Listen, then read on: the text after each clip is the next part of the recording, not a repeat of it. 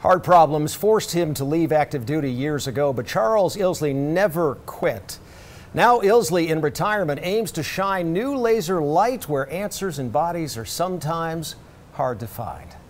I had been a police officer for 25 years. But Charles Ilsley often did not look like a police officer. Undercover, he brought drug dealers, car thieves, and pipe bombers into the light. We found 55 fibers. Ilsley immersed himself in forensics, micro to macro criminal investigations. Look real close. Santa's wearing a West Valley police uniform this week. Through it all, the grizzled officer kept an outsized sense of humor. Sorry. He once consulted the TV show CSI. You just don't have luck. Famed forensics expert Dr. Henry Lee enlisted Ilsley to help investigate the shooting of Taiwan's former president. The shape of the evidence. And years after retirement, Ilsley was at the search for more potential murder victims at Charles Manson's remote California hangout.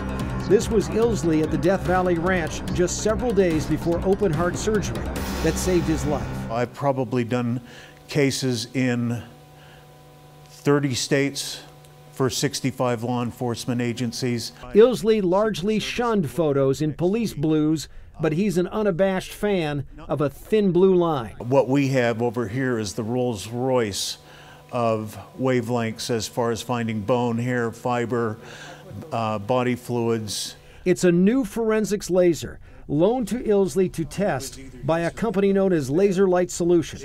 It will succeed like no other technology. What they lack and what Charles has is experience. Dr. Christopher Lloyd, chemistry PhD, a man who has worked to detect anthrax with light, and Ilsley associate and friend. What we're looking for is actually the fluorescence that's associated with the biological materials. And we hit it with the blue laser and it's going to glow green and a slight red hue. Lasers are not new to police work. Ilsley has used them and promoted them for years.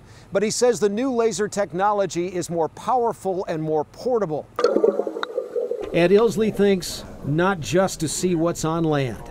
In the mist here is a deep geothermal pool in Midway, encased by a crater formed from mineral deposits over the millennia. We're going to toss these bones down onto the platform. To the water recently, Ilsley added some old and some new. Dr. Lloyd controlled the laser. Watching, two crime scene investigators, an investigator from the Utah Attorney General's office, and the head of the State Department of Public Safety dive team. Well, this is the first time we've been exposed to it, first time we've seen it, but I'm excited at the possibilities. At 20 to 25 feet in clear water, bones were visible to the naked eye. But dive team commander Doug McCleve thought the laser made a difference on the remains. 25 feet, you could definitely see the illumination. Likely more important, given the dive team's charge to rescue and recover, McCleve thought the laser made the diver's skin more visible. It appeared to me, just when the diver was surfacing, that it definitely illuminated at least his arms that were exposed, which is a big advantage, I think, for us. Conditions in Utah lakes and rivers are often different. Water is murky. The dive team uses sonar, but sonar can't always detect bodies in rolling underwater terrain. If there's anything that would help us do a better job, we're very open-minded for that. This is a viewing cabinet. Well, Charles, he colors outside the lines. I think he's a teacher. I just think he's a wonderful teacher. Yes, Charles shares his secrets. Crime scene investigator Francine Bardole. I love having your stuff here. Are you kidding me? Has known Charles Ilsley for a decade or longer. She knows his health is not what it once was.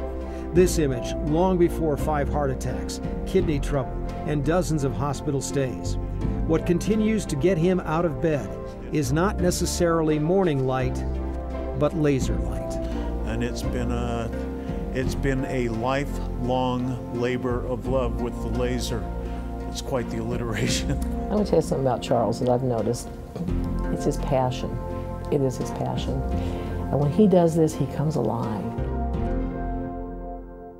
Oh, yeah. Brian, that was so interesting. He's a remarkable man. And you know, I'm not qualified to say is the laser working or is it not working or could it?